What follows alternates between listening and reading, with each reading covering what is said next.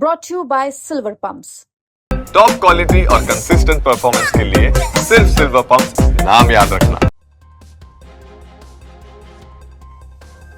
परिवहन विभाग के पूर्व कांस्टेबल सौरभ शर्मा मामले में अब पूर्व मुख्यमंत्री उमा भारती ने जो बयान दिया उसने सरकार पर सवाल खड़े कर दिए हैं। पूर्व मुख्यमंत्री ने इस घोटाले को 10 से 20 हजार करोड़ का घोटाला बताते हुए कहा कि अगर एक सिपाही ने सैकड़ों करोड़ रुपए कमाए हैं तो किस किस ने कितने करोड़ रुपए कमाए होंगे। ये 10-20 हजार करोड़ रुपए का घोटाला है। इसमें जांच एजेंसियों की अग्नि परीक्षा है। उन्होंने कहा कि सौरभ बाई चांस पकड़ में आ गया। इस केस में सौरभ जैसे बहुत सिपाही होंगे। उमा भारती ने कहा कि इस केस में कई सिपाही निकलेंगे, थानों के दरोगा निकलेंगे, कई नेता भी शामिल निकलेंगे। सौरभ शर्मा मामला है। कल आपने एक ट्वीट भी किया है जिसमें आपने लिखा कि जांच एजेंसियों की अग्नि परीक्षा है और महाअपराधियों के नाम सामने आने चाहिए। कौन है ये? नहीं, मैंने नाम सामने आने चाहिए, इसमें तो उनको छोड़ना ही नहीं चाहिए। नाम क्यों सामने आना है? नाम आ गया और बच निकले। हर्षद मेहता में कोई सजा पाया था क्या? ये स्थिति हो गई थी। मेरा ये कहना है कि मैं शुरू से 2003 से ही कह रही थी कि शराब पर पूर्णतया प्रतिबंध लगाने से पहले रेवेन्यू कलेक्शन के लिए सबसे अच्छा रेवेन्यू कलेक्शन जो हो सकता है वो चेक पोस्ट से हो सकता है, और इसको हम एक आधुनिक प्रणाली पर डाल दें जैसा कि गुजरात में है चेक पोस्ट सिस्टम। तो उस समय पे मुझे बताया गया था कि 2.5 से 3 हजार करोड़ रुपए साल भर में वहां से मिल जाएंगे, जबकि शराब का रेवेन्यू कलेक्शन उस समय पे करीब 1500 से 2000 करोड़ था। तो मैंने कहा हम पूर्ण शराबबंदी भी घोषित कर सकते हैं फिर तो, लेकिन हम यहाँ से रेवेन्यू कलेक्शन का रास्ता निकालें। अब तो मैंने जो चेक पोस्ट घोटाले का पढ़ा है और आप लोगों के माध्यम से सुना है कि एक सिपाही ने सैकड़ों करोड़ कमा लिए, तो सिपाही की तो औकात है ही नहीं कमाने की सैकड़ों करोड़। इसका मतलब है कि सिपाही ने अगर सैकड़ों करोड़ कमाए हैं तो किस किस ने कितने कमाए हैं, तो 10-20 हजार करोड़ की साल भर की कमाई है जो हुई है। एक तरफ हम लोगों को कह रहे हैं कि हमें शराब ज्यादा बेचना इसलिए जरूरी है क्योंकि रेवेन्यू कलेक्ट करना है, और दूसरी तरफ हम इतने बड़े घोटाले को भी अपनी आंखों के सामने होते हुए देख रहे हैं। ये तो बहुत बड़ी विसंगति है। और मुझे लगता है ये मुझे मोहन बहुत प्रिय हैं जो मध्य प्रदेश के मुख्यमंत्री हैं, और मुझे यकीन है कि मोहन यादव इस चुनौती को पार करेंगे और इस मामले में किसी भी अपराधी को नहीं छोड़ेंगे। जैसे 2000 देने वाले जो संरक्षण नहीं है, पार्टिसिपेंट है, वो भागीदार हैं।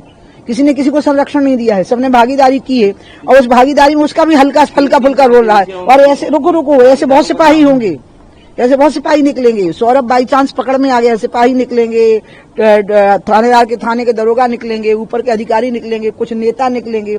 ये तो व्यापम से बड़ा भयावना और भीषण है जी। आप जैसे बता रही 1000 करोड़ का उस समय जब आपने पता किया था, मेरे ख्याल से 2 से 2.5 हजार करोड़ था। 2.5 हजार करोड़ का, तो ये 2003 की बात है, 3-4 की बात है, तो इस समय तो बढ़ के बहुत ज्यादा हो गया होगा। हो ही गया है, क्योंकि जिस प्रकार से ट्रैफिक बढ़ा है उससे तो तय है कि ये साल भर की कमाई बहुत बड़ी रही होगी। मैं तो इसलिए कह रही हूँ, मैं इसको शराबबंदी से जोड़ रही हूँ ना, कि शराबबंदी के मामले में मुझे यही कहा गया नहीं पूर्ण शराबबंदी करेंगे तो रेवेन्यू की कमी हो जाएगी। मेरी निंदा की गई, मुझे ट्रोल किया गया। तो मैंने कहा कि भैया चेक पोस्ट को तो आप ठीक करके देखो।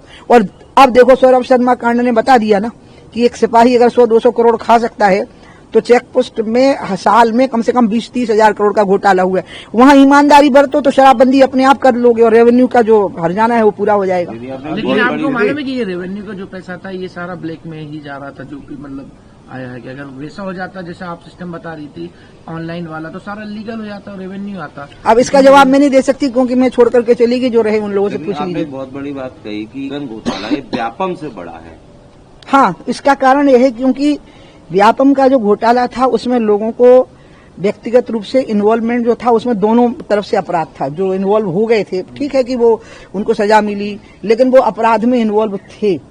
इसमें तो बहुत बड़े शिकार हो गए हैं लोग इस शराब बिक्री के कारण। एक तरफ हम गरीब लोगों को मारने के लिए जहर पिलाने की संख्या बढ़ा रहे हैं कि और दुकानें बढ़ाओ और बिक्री बढ़ाओ। हाँ, तो मैं परिवहन पे ही आ रही हूँ, और दूसरी तरफ परिवहन पे हजारों करोड़ का मतलब उसको पाताल में हम समाने दे रहे हैं। यही तो कह रही हूँ।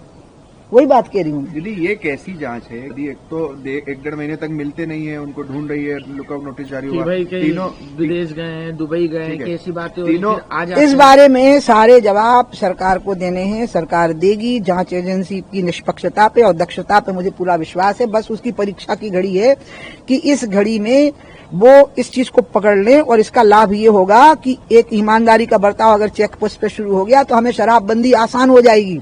हमें और भी ऐसे कई घोटाले मिल जाएंगे जिसमें कि हम हजारों करोड़ वसूल कर सकते हैं, लाखों करोड़, जिससे कि हम शराबबंदी से हुई भरपाई को पूरा कर सकें, नुकसान को पूरा कर लेकिन सकें। ये जांच एजेंसी अभी तक ये नहीं पता कर पाई है सोना कि किस- वो उसका पैसा था, उस समय जो किसका है? पैसा आया था, जो गाड़ी बरामद नाम- हुआ था, वो किसका है? ये तो आप जांच एजेंसी से पूछ लीजिए। नहीं वो बता बताते पा ही रहे, तो नहीं है। आपको नहीं लगता कि कहीं न कहीं संशय इन पर सवाल नहीं, खड़े मैं होते हैं। किसी पे कोई संशय नहीं कर सकती हूँ। मैं बल्कि उनका आत्मविश्वास बढ़ाना चाहूंगी कि आप इस अग्नि परीक्षा को पार कर जाओ और असली अपराधियों को छोड़ो मत, चाहे कोई भी हो। विश्वास है कि बता दें कि परिवहन विभाग के पूर्व आरक्षक सौरभ शर्मा के काले धन मामले में ईडी की जांच चल रही है। सौरभ की करीबी चेतन सिंह गौर से गुरुवार को भोपाल जेल में 6 घंटे पूछताछ चली थी। जानकारी के मुताबिक चेतन ने 54 किलो सोने और 10 करोड़ रुपए नकद वाली कार के बारे में जानकारी होने से इनकार किया। उसने कहा कि कार उसके नाम पर है, लेकिन सौरभ इस्तेमाल करता था। ईडी अब सौरभ से पूछताछ कर सकती है। लोकायुक्त पुलिस भी मामले की जांच कर रही है और जल्द ही चालान पेश कर सकती है।